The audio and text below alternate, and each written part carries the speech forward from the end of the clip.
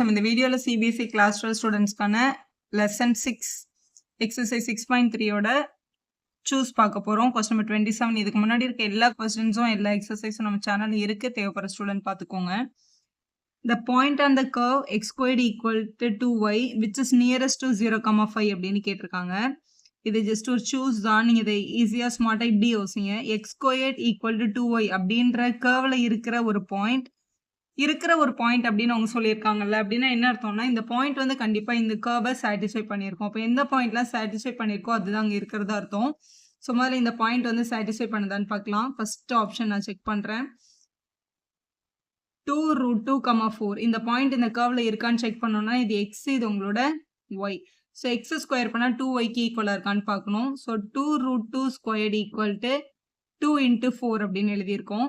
இப்போ 2 ஸ்கொயர் பண்ணா 4, √2 ஸ்கொயர் பண்ணா 2, 4 2s are 8, 4 2s are 8. அப்போ ஆப்ஷன் ஏ வந்து கண்டிப்பா எங்க இருக்கு, அந்த கர்வ்ல இருக்கு.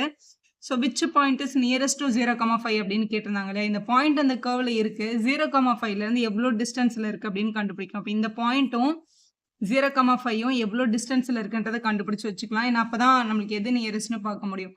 டிஸ்டன்ஸோட பேசிக் formula √x2 - x1 the whole square plus y2 - y1 the whole square. இது நீங்க சின்ன கிளாஸ்ல படிச்ச ஃபார்முலா தான், அதான் நான் அப்ளை பண்ண போறேன். So distance is equal to x2 வந்து 0 - 2√2 the whole square plus y2 - y1 the whole square எழுதியாச்சு. ஸோ இது 0 - 2√2 2√2 தான். 2√2 ஸ்கொயர் பண்ணும்போது 2 2s are 4, √2 ஸ்கொயர் பண்ணா 2 வரும். 4 2s are 8 plus 5 - 4 1 வரும். 1 ஸ்கொயர் பண்ணா 1 தான். அப்போ √9. ஸோ வேல்யூ வந்து 3ன்னு கிடைக்குது. அப்போ இந்த ஃபர்ஸ்ட் பாயிண்ட் வந்து இந்த கர்வ்ல இருக்கு. எவ்வளோ தூரத்தில் இருக்குன்னா 3 யூனிட்டாகவே இருக்கு. இப்போ ரெண்டாவது ஆப்ஷனை பார்க்கலாம். பி ஆப்ஷன் முதல்ல அது வந்து அந்த கர்வ்ல இருக்கான்னு நம்ம பார்க்கணும். ஸோ 2√2,0ன்ற பாயிண்ட் வந்து x squared equal to 2yக்கு ஈக்குவலான்னு பார்த்தா இல்லை. ஏன்னா இப்போ எக்ஸ்ன்றது 2√2, இவங்களை ஸ்கொயர் பண்ணும்போது 2 × 0 கிடைக்குமான்னு கேட்டால் கண்டிப்பாக கிடைக்காது. ஏன்னா வேல்யூ வந்து 0 கிடையாது, ஃபால்ஸ். அப்போ இந்த ரெண்டாவது பாயிண்ட் வந்து அந்த கர்வ்லே இல்லை, அதனால நம்ம அதுக்கு டிஸ்டன்ஸே கண்டுபிடிக்க வேண்டாம். இப்போ மூணாவது பாயிண்ட் வந்து 0,0 0,0 இந்த கர்வ்ல இருக்கான்னு கேட்டால் கண்டிப்பாக இருக்கும்ல. ஏன்னா 0 ஸ்கொயரும் 2 × 0வும் சேம் தான். அப்போ சின்ற பாயிண்ட் வந்து 0,0 இது அந்த கர்வ்ல டெஃபினட்டாக இருக்கு. ஏன்னா 0 ஸ்கொயரும் 2 × 0வும் ட்ரூ தான், சேமா இருக்கு. அப்போ இது கர்வ்ல இருக்கிறதுனால இவங்களுக்கும் 0,5க்கும் உள்ள டிஸ்டன்ஸை கண்டுபிடிக்கணும். இது வந்து டிஸ்டன்ஸ் ஃப்ரம் த ஆரிஜின் கூட நம்ம சொல்லிக்கலாம். ஏன்னா ஒரு பாயிண்ட் 0,0 தானே. அப்போ டிஸ்டன்ஸுக்கு வந்து வெறும் x² + y² நீங்க போட்டாலே போதும். ஏன்னா ஒரு பாயிண்ட் 0 0, அதனால இதுல ஒரு பாயிண்ட் 0 0ன்னு விட்டுட்டா x² + y² எழுதிக்கலாம். ஸோ 0² + 5² வரும். ஸோ 5² தான். ஸோ வெளியே எடுத்தா 5. அப்போ இந்த பாயிண்ட் வந்து 5 யூனிட்டாகவே இருக்கு அப்படின்னு நமக்கு கிடைக்குது. ஸோ ஃபோர்த் ஆப்ஷனில் செக் பண்ணிடலாம். ஃபோர்த் ஆப்ஷன் பாருங்க 2,2. ஸோ இந்த கர்வ்ல இருக்கான்னு பார்க்கணும். ஸோ 2 ஸ்கொயர் பண்ணாலும் 2 × y பண்ணாலும் ஒரே மாதிரி தான் வருதுல்ல. ஸோ இது கண்டிப்பாக அந்த பாயிண்ட் வந்து அங்கே சாட்டிஸ்ஃபை ஆகுது. 2 ஸ்கொயர்டும் 2 × 2வும் ரெண்டு பக்கமும் 4 வரதுனால இது வந்து கரெக்ட் ட்ரூ. இது அந்த கர்வ்ல இருக்கு. இப்போ நம்ம டிஸ்டன்ஸை கண்டுபிடிக்கலாம். டிஸ்டன்ஸ் ஈக்குவல் டு இந்த பாயிண்ட்டுக்கும் 0,5க்கும் நம்ம வந்து டிஸ்டன்ஸ் கண்டுபிடிக்கணும். எல்லாருமே 0,5லேருந்து எங்கே இருக்காங்கன்னு தான் கண்டுபிடிக்கணும். So x2 - x1 the whole square plus y2 - y1 the whole square எழுதிக்கலாம். ஸோ ஃபர்ஸ்ட் இங்கே 2 ஸ்கொயர் பண்ணால் 4, இங்கே 5 - 2 பண்ணால் 3, 3 ஸ்கொயர் பண்ணும்போது 9 கிடைக்குது. அப்போ இதோட வேல்யூ வந்து √13 அப்படின்னு கிடைச்சிருக்கு. ஸோ 3 5 √13 அப்படின்ற 3 டிஸ்டன்ஸ் கிடைச்சிருக்கு. இது எது வந்து நியரஸ்ட், எது வந்து ரொம்ப பக்கத்தில் இருக்கு அப்படின்னு கேட்டிருக்காங்க. இப்போ √13ஓட வந்து அப்ராக்சிமேட் வேல்யூ நமக்கு தெரியணும் இல்லையா. இதை யோசிச்சு பாருங்க. நம்மளோட √9 வந்து 3 ஆக்சுவலா. அது மாதிரி √16 அப்படின்றது வந்து 4. √9ஓட வேல்யூ வந்து 3, √16ஓட வேல்யூ வந்து 4. 13 அப்படின்றது 16 விட சின்ன நம்பரா இருக்கு. அப்போ டெஃபினட்டா இது 3 பாயிண்ட் சம்திங்காக இருந்திருக்கும். எனக்கு எக்ஸாக்ட் வேல்யூ எனக்கு தேவையில்லை. ஏன்னா நியரஸ்ட் தானே கேட்டிருக்காங்க. அப்போ 3 தான் நியரஸ்ட். ஸோ 3 தான் உங்களோட சரியான option.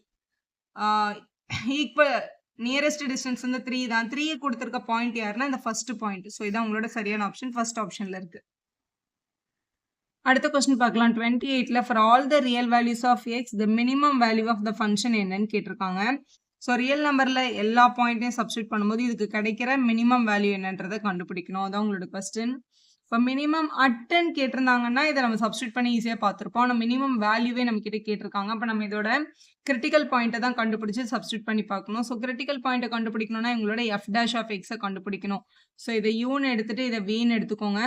So u dash v minus u v dash by v ஸ்கொயர்னு நம்ம டிஃப்ரென்ஷியேட் பண்ணணும். ஸோ அதை நம்ம நிறைய தடவை பண்ணிட்டோம். நான் அப்படி டிஃப்ரென்ஷியேட் பண்ணும்போது நமக்கு -2 + 2x squared by 1 + x square the whole ஸ்கொயர்னு கிடைக்குது. மேலே வந்து சிம்பிளிஃபை பண்ணிட்டீங்கன்னா இதான் நம்மளோட ஃபர்ஸ்ட் டெரிவேட்டிவோட வேல்யூ. எப்போவுமே ஃபர்ஸ்ட் டெரிவேட்டிவ் கிடைச்சோன்னா நம்மள அதுக்கு வந்து ஈக்குவல் டு 0 பண்ணி பார்க்கணும். ஏன்னா அப்போ தான் எக்ஸோட கிரிட்டிக்கல் பாயிண்ட் நமக்கு தெரியும். ஸோ இங்கே டினாமினேட்டரில் இருக்க டேர்ம் அந்த பக்கம் போனால் என்ன ஆகிடும்? 0 ஆகிடும். அப்போ -2 + 2x ஸ்கொயர்ட் ஈக்குவல் டு 0 அப்படின்னு கிடைக்குது. ஸோ -2 வெளியில் எடுத்துட்டோம்னா 1 minus x squared equal to 0. Multiple இருக்க -2 அங்கே போய் 0 ஆகிடும். அப்போ 1 is equal to x squared. Square இங்கே வந்தால் √1 வந்துடும். இங்கே √1 is equal to x. ரூட்டிலேருந்து 1 வெளில எடுத்தோம்னா +or-1 கிடைக்கும். ஸோ வந்து x is equal to +or-1. So x is equal to +1 இருக்கும்போது இதோட வேல்யூ என்ன, x வந்து -1 இருக்கும்போது இதோட வேல்யூ என்ன அப்படின்னு பார்க்கலாம். ஏன்னா அந்த கிரிட்டிக்கல் பாயிண்ட்ல தான் மேக்ஸிமம் வேல்யூவோ இல்லை மினிமம் வேல்யூவோ நமக்கு கிடைக்கும். ஸோ இதோட மினிமம் வேல்யூ கண்டுபிடிக்கிறதுக்கு எஃப் ஆஃப் +1 சப்ஸ்டியூட் பண்ணி பார்க்கணும், -1 நம்ம சப்ஸ்டியூட் பண்ணி பார்க்கணும். கொஸ்டின்ல இதான் நம்மளோட கொஸ்டின். ஸோ எக்ஸ் வர இடத்துலலாம் 1 போட்டால் 1 -1 +1 1 +1 +1 வந்துடுது. இங்கே +1 -1 கேன்சல். ஸோ 1/3 வேறு -1 சப்ஸ்டியூட் பண்ணிக்கலாம்.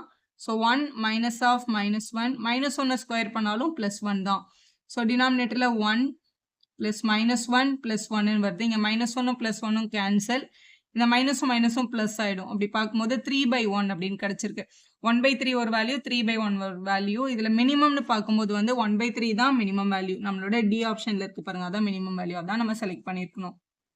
அடுத்த கொஸ்டின் பாருங்க, find the maximum value of this function இந்த இன்டர்வல் 0 to 1ன்னு கொடுத்துருக்காங்க கொஸ்டின்ல. ஸோ இந்த ஃபங்க்ஷனோட மேக்ஸிமம் வேல்யூ என்னன்னு கண்டுபிடிக்கணும்னா நம்ம ஒன்று அந்த மேக்ஸிமம் வேல்யூன்றது இந்த எண்டிங் பாயிண்ட்ல கிடைக்கலாம், அப்படி இல்லைன்னா அதோட கிரிட்டிக்கல் பாயிண்ட்ல கிடைக்கலாம். ஸோ இதோட கிரிட்டிக்கல் பாயிண்ட் நம்ம கண்டுபிடிக்கணும் ஃபர்ஸ்ட். ஸோ இந்த எக்ஸை உள்ள கொண்டு போயிட்டோம்னா x × x வந்து x squared -x + 1 the whole power 1/3. இதான் நம்மளோட f of x. f dash of x கண்டுபிடிக்கணும். So x to the power n differentiate பண்ணிட்டு அதுக்கப்புறம் உள்ள தனித்தனியாக டிஃபரன்ஷியேட் பண்ணி சிம்பிளிஃபை பண்ணும்போது நமக்கு இந்த வேல்யூ வருது.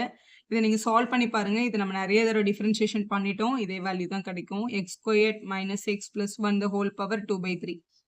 ஸோ எழுதி வச்சு தான் f dash of x. எப்போவுமே f dash of x கண்டுபிடிச்சோன்னா அது ஈக்குவல் டு 0 பண்ணணும். ஏன்னா அப்போ தான் கிரிட்டிக்கல் பாயிண்ட்டை கண்டுபிடிக்க முடியும். இந்த டினாமினேட்டர் அப்படியே அந்த பக்கம் போய் என்னவாயிடும்? 0 ஆகிடும். அப்போ 2x - 1 = 0ன்னு கிடைக்கும். அப்போ 2x is equal to +1, x is equal to 1/2.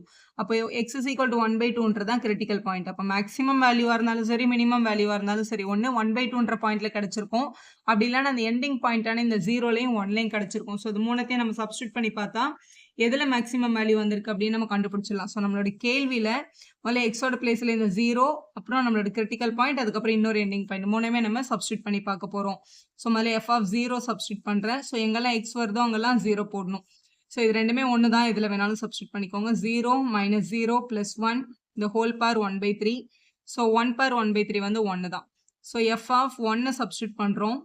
So இங்கே 1 ஸ்கொயர்டு 1 1 + 1 ஒரு -1 ஒரு +1 என்ன ஆயிடுது? கேன்சல் ஆயிடுது. ஸோ திருப்பியும் 1 to the power 1/3 1 தான் வருது. ஸோ கிரிட்டிக்கல் பாயிண்ட் 1/2 சப்ஸ்டியூட் பண்ணி பார்க்கலாம். So f of 1/2 is equal to